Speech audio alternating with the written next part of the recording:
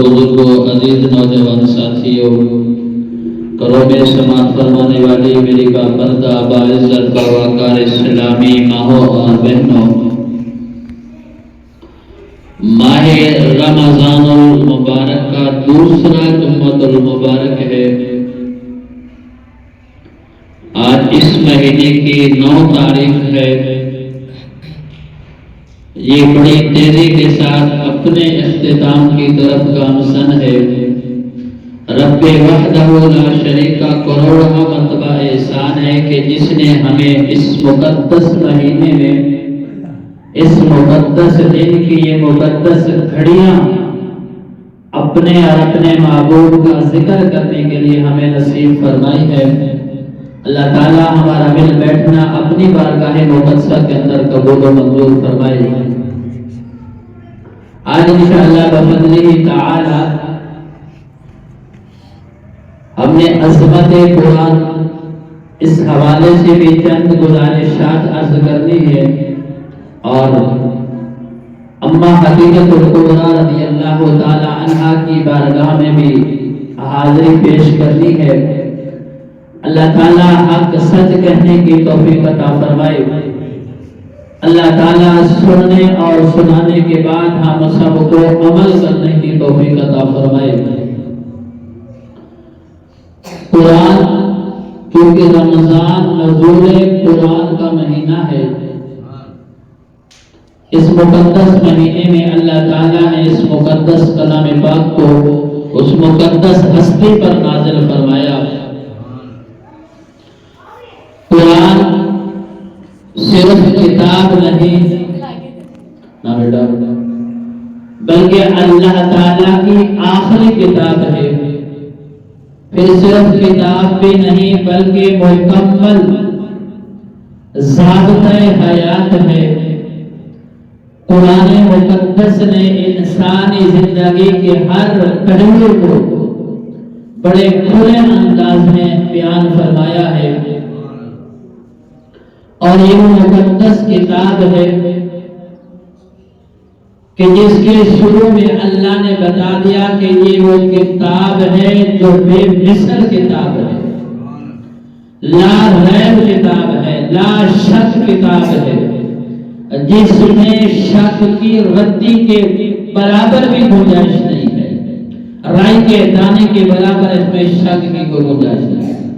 یہ سوال ہوا یا اللہ یہ آخری کتاب ہے، اس نے قیامت تک باقی رہنا ہے۔ اب قیامت کب آئے گی یہ اللہ کے علاوہ کوئی بھی نہیں جانتا کہ کب آئے گی۔ قرآن کو نازل ہوئے تقریباً 1450 سال گزر چکے ہیں۔ اب 1450 سال کے بعد پتہ نہیں کتنے سال اور باقی رہنا ہے، قیامت تک اس کتاب نے باقی رہنا ہے۔ یا اللہ تورات آئی، اس نبی کے بعد امت نے بدل ڈالا، انجیل آئی، اس کی امت نے بدل ڈالا، زبور آئی، اس نبی کے بعد امت نے اس کا نقشہ ہی بدل کے رکھ دیا۔ یا اللہ وہ تینوں کتابیں ان میں سے ایک بھی اپنی اصلی حالت میں نہیں ملتی، اپنی اصلی شکل میں نہیں ملتی، اور یا اللہ اس کتاب کا دورانیہ لمبا ہے، بہت عرصے تک اس نے باقی رہنا ہے، تو یا اللہ یہ اپنی اصلی حالت میں باقی کیسے رہے گی؟ کوئی اس میں نہ چاہتے ہوئے بھی تبدیلی کر دے تو ہم تعالیٰ فرمائے گا اس کا میں بندوبست ایسے کروں گا کہ تبدیلی تو بڑی دور کی بات ہے، یہ قیامت تک ایک زیر اور زبر میں بھی کوئی فرق نہیں لگا سکتا ہے۔ یا اللہ کیسے ہوگا؟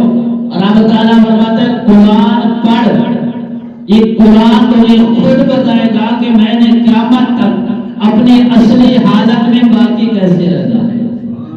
رب فرماتا ہے اِنَّا نَحْنُ نَزَّلْنَا الذِّكْرَ وَإِنَّا لَهُ لَحَافِظُونَ، فرمایا اس کتاب کو نازل کرنے والا میں رب ہوں، اس کا محافظ بھی میں خود رب ہوں۔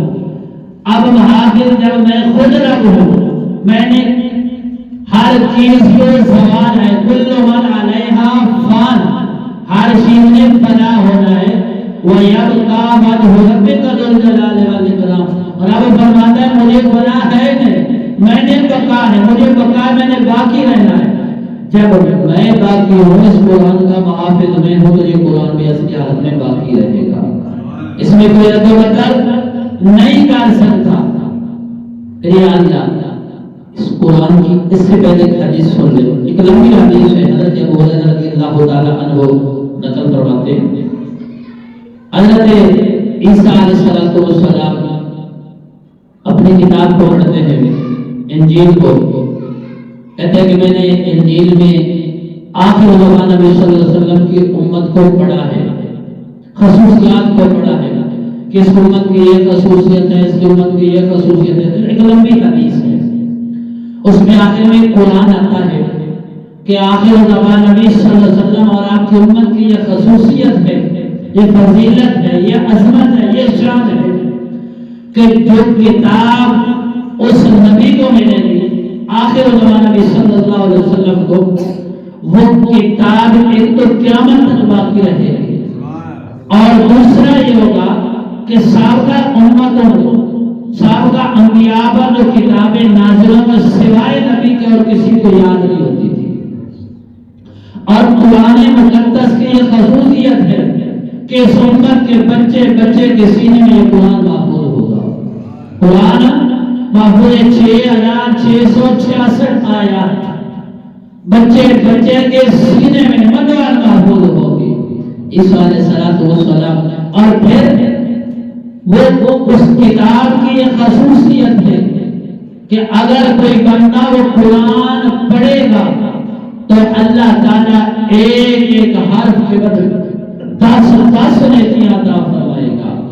اور ایک بندہ پڑھ نہیں سکتا ہے، کسی وجہ سے نہیں پڑھ سکا، مادر ذات اندھا ہے یا اس کی زبان میں کوئی مسئلہ ہے یا کسی اور وجہ سے نہیں پڑھ سکا، وہ صرف قرآن کو محبت کے ساتھ سینے کے ساتھ لگائے گا، کل قیامت والے دن قرآن اس کے لیے بھی شفاعت کرے گا. عیسیٰ علیہ السلام نے اللہ کی بارگاہ میں ہاتھ اٹھائے، یا اللہ اس امت کو میری امت بنا دے. ایک ایک خصوصیت پڑھتے گئے، ہر خصوصیت کے بعد اللہ سے دعا کرنا دے، یا اللہ اس امت کو میری امت بنا دے، یا اللہ اس امت کو میری امت بنا دے. ہر بار یہی جواب ملا کہ اے میرے عیسیٰ یہ آخر زمان نبی صلی اللہ علیہ وسلم کی امت ہے. اب قرآن مقدس کو پڑھا، اس کی فضیلت کے بارے میں پڑھا، تو پھر اللہ کی بارگاہ میں ہاتھ اٹھائے، یا اللہ یہ کتنی عظیم امت ہوگی، یا اللہ یہ کتنی عظیم کتاب ہوگی، وہ کتاب مجھے عطا کرے. تو اللہ تعالیٰ نے فرمایا کہ اے میرے عیسیٰ یہ امت آخر زمان نبی صلی اللہ علیہ وسلم کی امت ہے، اور یہ کتاب آخر زمان نبی صلی اللہ علیہ وسلم پر یہ کتاب نازل ہوگی. آخر میں پھر عیسیٰ علیہ السلام نے اللہ کی بارگاہ میں ہاتھ اٹھا دیا، اللہ پھر مجھے بھی اس نبی کا امتی بنا دے. اللہ تعالیٰ نے اس دعا کو قبول فرمایا ہے، اور پھر بھی قیامت آپ تشریف لائیں گے. اب قرآن یہ بڑی عظمت والی کتاب ہے، بڑی شان والی کتاب ہے. اس کی عظمت اور شان کو یہ الفاظ میں بیان کرنا مشکل ہی نہیں، ناممکن ہے. اور وہ کتنی عظیم کتاب ہوگی. انبیاء آئے، ان کو شہید کر دیا گیا. انبیاء کو ایک دن میں 70 نبیوں کو شہید کیا گیا علیہ السلام. کتابیں آئیں، ان کو بدل دیا گیا. اور وہ قرآن مقدس وہ کتاب ہے جس کی حفاظت کا ذمہ خود رب نے دیا ہے کہ اس کتاب کی حفاظت میں کروں گا. اب وہ کتنی عظمت والی کتاب ہوگی. اور اللہ نے ایسی حفاظت کی، 14.5 سال گزر گئے، 14.5 صدیاں گزر گئی ہیں.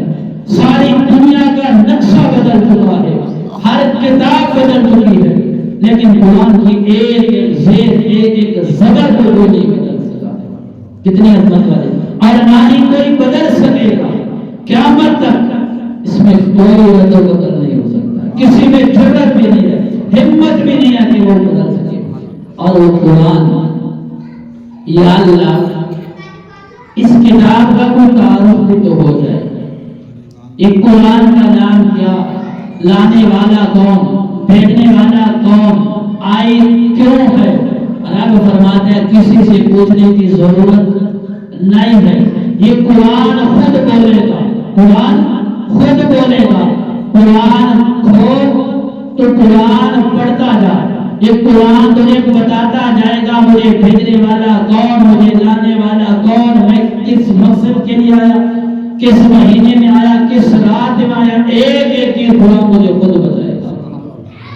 اگر قرآن سے سوال کرو قرآن تو یہ کہتے قرآن ہے تیرا نام تو خود بتا، تیرا نام ہے کیا؟ تو قرآن کہتا ہے انہ لقرآن کریم، میرا نام کیا ہے؟ قرآن مقدس ہے، قرآن کریم ہے، اور نام بھی ہے وہ بھی آ جاتا ہے۔ اے قرآن تجھے بھیجنے والا کون ہے؟ قرآن کہتا ہے وَإِنَّهُ لَتَنزِيلُ رَبِّ الْعَالَمِينَ، مجھے نازل کرنے والا وہ رب ہے جو سارے جہانوں کا رب ہے، جو رب العالمین سارے جہانوں کا وہ رب ہے۔ اے قرآن تجھے لے کر آنے والا کون ہے؟ قرآن کہتا ہے نزل بہ الروح الامین، مجھے لے کر آنے والا سارے فرشتوں کا سردار روح الامین ہے، جبرائیل امین ہے۔ روح الامین حضرت جبرائیل علیہ السلام کا لقب ہے، روح الامین، تو مجھے لے کر آنے والا روح الامین ہے۔ اے قرآن تو آیا کس نبی پر، کس ہستی پر؟ تو اس وقت امام الانبیاء صلی اللہ علیہ وسلم مخاطب تھے۔ قرآن کہتے ہیں علی قلبک، آپ کے قلب اطہر پر میں آیا ہوں۔ قرآن کہاں آیا؟ امام الانبیاء صلی اللہ علیہ وسلم کے قلب اطہر پہ نازل ہوا۔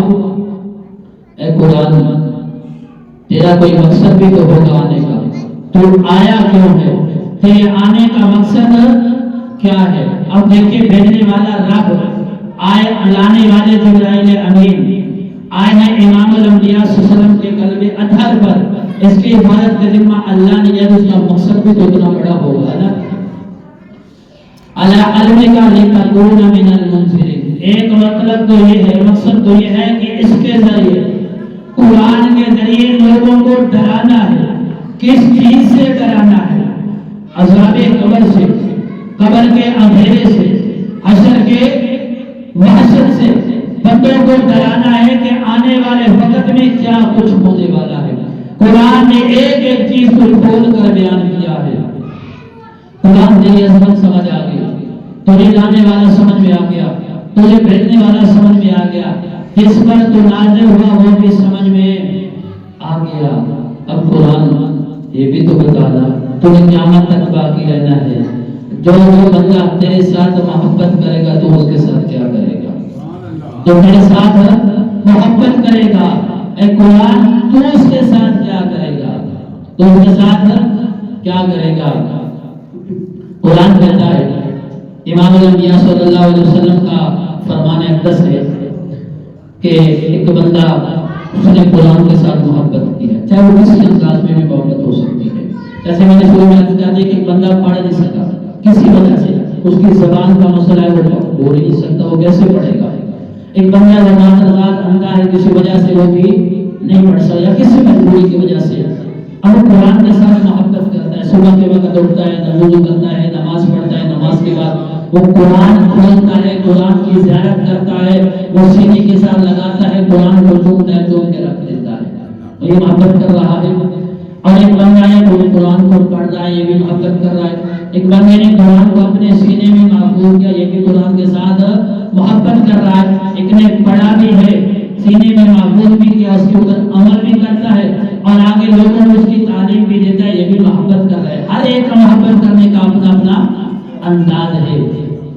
امام الانبیاء صلی اللہ علیہ وسلم نے ارشاد فرمایا کل قیامت کا دن ہوگا، نفس و نفسی کا عالم ہوگا، ہر بندے کی قسمت کا فیصلہ ہو جائے گا، کسی نے جنت میں جانا ہے، کسی نے جہنم میں جانا ہے، اللہ تعالیٰ سب کی حفاظت فرمائے۔ اب قرآن بھی آ جائے گا کہ یا اللہ اس بندے نے میرے ساتھ بڑی محبت کی ہے، یا اللہ یہ پڑھ نہیں سکتا تھا پھر وہ مجھے سینے کے ساتھ لگاتا تھا، یا اللہ اس نے دنیا کی کتابوں کو چھوڑ کر مجھے اپنے سینے میں محفوظ کیا تھا، یا اللہ مجھے پڑھتا بھی تھا، میرے تعلیمات کے مطابق عمل بھی کرتا تھا، یا اللہ دنیا میں اس نے میرے ساتھ محبت کی ہے، یا اللہ آج وہ وقت آ گیا ہے کہ میں اس کے ساتھ محبت کروں. قرآن سفارش کر رہا ہے. رب فرمائے گا کیا چاہتا ہے؟ یا اللہ میں اسے جنت میں لے کے جانا چاہتا ہوں. رب فرمائے گا جا لے جا جنت میں. اب قرآن اپنے ساتھ محبت کرنے والے کے ہاتھ سے پکڑے گا، جنت میں لے جائے گا، ساری جنت پھرے گا. زکات دینے والے کا محل، صدقہ و خیرات دینے والے کا محل، حاجی کا محل، نمازی کا محل، یتیموں کا خیال رکھنے والے کا محل، پوری جنت گھوم کر پھر کے آ جائے گا. قرآن کو اپنے ساتھ محبت کرنے والے کا محل کہیں نظر نہیں آئے گا. تو قرآن اللہ کی بارگاہ میں پھر عرض گزار ہوگا، یا اللہ اس نے دینا میرے ساتھ کتنی محبت کی ہے. وہ ایک نفس و نفسی تھی، یا اللہ ہر بندہ دنیا میں مگن تھا، یا اللہ یہ پھر بھی میرے ساتھ محبت کرتا تھا. یا اللہ آج جنت میں اس کا کوئی محل نہیں ہے. تو رب فرمایا گیا قرآن اس نے محبت تیرے ساتھ کی ہے، اس نے محبت تیرے ساتھ کیا. جنت میں جہاں تیرا جی چاہتے ہے اسی جگہ پہ لے جاؤ، اسی کا محل ہوگا. اس کے لیے میں نے محل خاص ہی نہیں کیا ہے. جہاں تیرا جی چاہتا ہے، جو تجھے پسند ہے اسی جگہ پہ اس کو لے جاؤ، اس کا محل ہوگا. یہ تو قرآن کے ساتھ محبت کرنے والا ہے. چاہے کسی انداز میں کی ہو، ایک خاص محبت ہے کہ قرآن کو سینے میں محفوظ کیا ہے، قرآن کو سینے میں محفوظ کیا، قرآن کو حفظ کیا ہے. اب قرآن کو حفظ کرنے کے بعد اس کو محفوظ رکھا بھی ہے، اس کے اوپر عمل بھی کرتا ہے، عمل بھی کرتا ہے. کل قیامت والے دن رب فرمائے گا اے قرآن سے محبت کرنے والے، اب یہ 6666 جنت کی سیڑھیاں ہیں اور 6666 یہ قرآن پاک کی آیات ہیں. قرآن پاک پڑھتا جا، جنت کی سیڑھیاں چڑھتا جا. جہاں تیرے قرآن کی وحی ناز ہوگی وہ تیرا مقام ہوگا، وہ تیرا مقام ہوگا. اب حافظ قرآن پڑھتا جائے گا اور جنت کی سیڑھیاں چڑھتا جائے گا. جہاں وہ ناز آ جائے گی وہاں اس کا مقام آ جائے گا. اب سوال ہے یا اللہ اس کے والد کا بھی تو کوئی مقام ہوگا، والدین کا، کیونکہ ایک بچہ تھا، بچپن تھا، اس کو تو پتہ ہی نہیں تھا. والدین نے اس کے لیے ایک راستہ منتخب کیا ہے کہ اس کو قرآن کا حافظ بنایا. وہ دنیا کی تعلیم بھی دلوا سکتے تھے، کسی اور راستے میں بھی لگا سکتے تھے. یا اللہ انہوں نے اس کو قرآن والے راستے میں لگایا ہے. بہت ساری احادیث مبارکہ ہیں. حدیث میں آتا ہے کہ جب حافظ قرآن کا والدین آئیں گے کل قیامت والے دن، ان کے سر پہ ایسا سنہری تاج ہوگا جس کے سامنے سورج کی روشنی کی ماند بڑھ جائے گی. لوگ سوال کریں گے یہ انبیاء ہیں، یہ کون لوگ ہیں؟ تو ان کو بتایا جائے گا کہ آخر الزمان نبی صلی اللہ علیہ وسلم کے وہ امتی ہیں جنہوں نے اپنے بچوں کو قرآن کا حافظ بنایا ہے. اب والدین کو مقام ملے گا. حدیث میں آتا ہے کہ بچہ قرآن پڑھنا شروع کرتا ہے، الحمد کے الف سے شروع کرتا ہے، والناس کے سین پہ جب ختم کرتے ہیں اللہ تعالیٰ اس کے والدین کے گناہوں پہ قلم پھیر دیتے ہیں. اب اگر یہ حافظ قرآن عمل کرتا ہے تو اس کے اچھے عمل کا اس کو ثواب ملے گا، اس کے والدین کو بھی ملے گا. اگر یہ حافظ بننے کے بعد بھی الٹے کرتوت کرتا ہے، کرتوتا اور پٹھیاں ہو، اب اس کو اس کے گناہوں کی سزا تو ملے گی لیکن اس کے والدین کو اس کے گناہوں کی سزا نہیں ملے گی. کیوں؟ انہوں نے اس کو نیک راستے پہ لگایا ہے. اگر یہ بدبخت بنا ہے تو خود بنا ہے. اگر کوئی اچھے عمل کرے گا تو والدین اس کا جو ثواب ملے گا، اگر یہ برے عمل کرے گا تو اس کو گناہ ملے گا، اس کے والدین کو گناہ نہیں ملے گا. تو یہ والدین کے لیے صدقہ جاریہ ہوتا ہے. جب تک حافظ قرآن پڑھتا رہے گا اس کے والدین کو ثواب ملتا رہے گا. آگے وہ بچوں کو پڑھائے گا، وہ آگے پڑھائیں گے، تو یہ قیامت تک کے لیے صدقہ جاریہ ہے. تو ہر بندہ جن کو اللہ تعالیٰ نے اولاد عطا فرمائی ہے اپنا ایک بیٹا قرآن کے لیے وقف کرے. اگر اللہ نے بیٹا نہیں دیا اپنی ایک بیٹی کو قرآن کے لیے وقف کر دے، یہ آپ کے لیے بہت بڑا صدقہ جاریہ ہوگا. اگر یہاں میں بیٹھے لاکھوں روپے کما لوں، میرے والدین کو اس کا ایک ٹکے کا فائدہ نہیں ہوگا جو اس دنیا سے چلے گئے ہیں. اب قبر میں نہ تو انہوں نے کھانا ہے نہ پینا ہے، نہ انہوں نے کھانا ہے نہ پینا ہے، نہ انہیں کپڑوں کی ضرورت، نہ کھانے کی، نہ پینے کی، نہ رہنے کی ضرورت ہے. اب ہم لاکھوں روپے کما لیں، اپنے مرحوم والدین کو اس کا کوئی فائدہ نہیں ہوگا. اگر یہاں قرآن کا ایک لفظ بھی پڑھیں گے تو ہمارے والدین کو اس کا فائدہ ضرور ہوگا, فائدہ ضرور ہوگا. اس لیے اپنی اولاد میں سے ساری اولاد کو کم از کم ایک بیٹے اور ایک بیٹی کو قرآن کی تعلیمات کے لیے ضرور حکم کریں کہ تمہارے مرنے کے بعد تمہارے لیے وہ صدقہ جاریہ ہو, تمہارے لیے صدقہ جاریہ ہو. اللہ تعالی ہم سب کو قرآن پڑھنے, قرآن پڑھانے, قرآن کو سمجھنے, قرآن کو سمجھانے اور اس پر عمل کرنے کی توفیق عطا فرمائے.